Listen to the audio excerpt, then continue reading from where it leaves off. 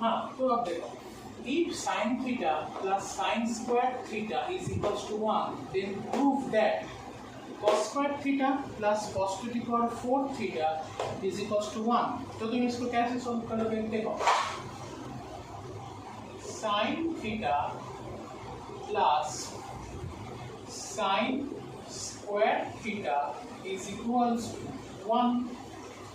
So sin theta is equals to, we can write that 1 minus sin square theta। So sin theta is equals to 1 minus sin square theta का मतलब cos square theta। अब देखो both sides square लो, तो squaring both sides we get sin square theta is equals to cos to the power 4 theta। sin square theta का मतलब 1 minus cos square theta equals to cos to the power 4 theta।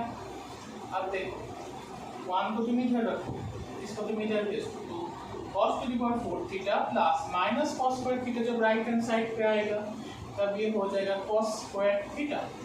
So ultimately cos square theta plus cos to the power 4 theta is equals to 1।